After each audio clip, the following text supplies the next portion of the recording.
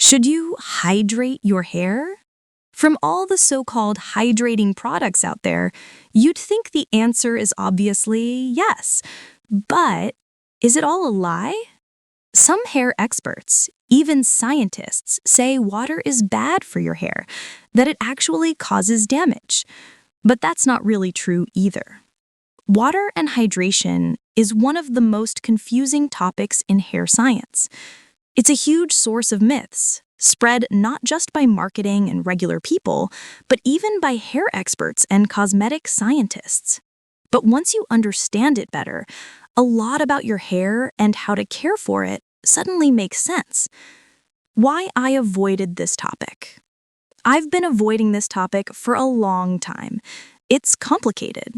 Even with a chemistry PhD, even with a cosmetic chemistry diploma, even after bleaching the life out of my hair, I didn't feel I could explain it properly. But today, we're finally doing it. Here is the real science behind hair and water. What happens when hair is wet? Ever notice that when your hair is wet, it's stretchier? If you have long hair, it's obvious. If you don't, borrow a strand from a friend. Dry hair is stiff. Stretch it too far, it breaks. Wet hair is bendier. It stretches and then springs back. That's because the inside of your hair is sensitive to water. Hair is made of proteins stuck together with bonds. Some are permanent, broken only with chemical treatments, but others are temporary, mostly hydrogen bonds. And water?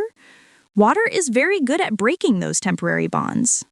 When hair is dry, proteins bond to each other, like glue. But proteins can also bond with water. So, if you flood your hair with water, those proteins start bonding with water instead of bonding with each other. It's like you and your dog at a dog park. When it's just the two of you, you bond closely. But add 100 friendly puppies, you'll be distracted. Your bond weakens. Same with your hair. More water equals weaker bonds. That's why wet hair stretches more easily, but also breaks more easily. Straight versus curly hair. Combing damage. This is why many scientists say water is bad for hair, because wet hair takes less force to break. But here's the twist. For straight hair, combing while wet is more damaging. For curly hair, combing while dry is more damaging. Studies confirm this. So, if your hair is somewhere in between, the best option is whichever takes less force for you, wet or dry. Less force means less damage. Conditioning helps too.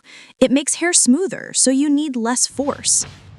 Now, let's tackle hydrating hair products. Go to any store. You'll see tons of bottles claiming hydration. So you'd think more water equals softer, healthier hair. But here's the truth. Hair that feels hydrated actually contains less water. Yes, less. There's a famous study. Scientists tested hair with more water versus less water.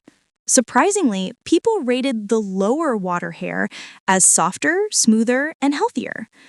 So why does water sometimes make hair feel worse, yet after washing, your hair feels nice? Let's go back to those bonds. Extra water makes hair swell. Different parts swell unevenly, like puppies gathering in random spots. That lifts the cuticle scales, those tiny roof tile-like layers on your hair. The result? A rougher, bumpier surface. Water is also sticky. Think of trying to open a grocery bag. You wet your fingers for grip. Same with hair.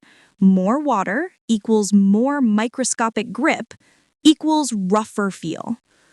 So why does hair feel smoother after conditioner? Because conditioners don't hydrate. They coat the hair with an oily layer. Ingredients like silicones or fatty alcohols mimic hair's natural F layer, that thin, oily shield you lose when hair gets damaged. That oily layer protects, smooths, and reduces friction. You may have heard of the water drop test or the float test. Drop water on healthy hair, it beads up. On damaged hair, it spreads. Or put a strand in water. Healthy hair floats, damaged sinks. Many say that means porous hair absorbs water. But that's not true. It's surface tension at work. Just like a paperclip can float on water until you break the surface tension. Damaged hair sinks not because it absorbed more water, but because it lost its natural oil layer. So water molecules hold hands with the hair instead of each other. So is repeatedly wetting and drying your hair, so-called hygral fatigue, really damaging? Turns out, not really. Most evidence is weak. Hair bonds broken by water are temporary. They reform easily. It's left like stretching a rubber band, and more like snapping Lego blocks together over and over. Wet hair is more fragile, so rough handling can damage it. But water itself, it's not the villain. Humidity, on the other hand, does affect your hair. High humidity equals weaker, rougher hair. Low humidity equals dry, brittle, static. That's why hair misbehaves on plains. The air is extremely dry. So where does that leave us?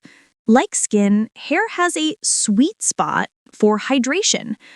Too much water, fragile and rough. Too little, brittle and static. But unlike skin, it's harder to control hydration in hair with products alone. Bonding treatments, humectants like glycerin, and certain oils can help your hair act like it's at the sweet spot by improving flexibility and protecting against breakage. But in the end, water isn't good or bad. It's a tool. It softens hair structure, and whether that's helpful or harmful depends on your hair type and what you're trying to do. If you want hair that feels smooth, soft, and healthy, focus on conditioning and alignment. Don't stress over whether your products are hydrating, and definitely don't fear water itself.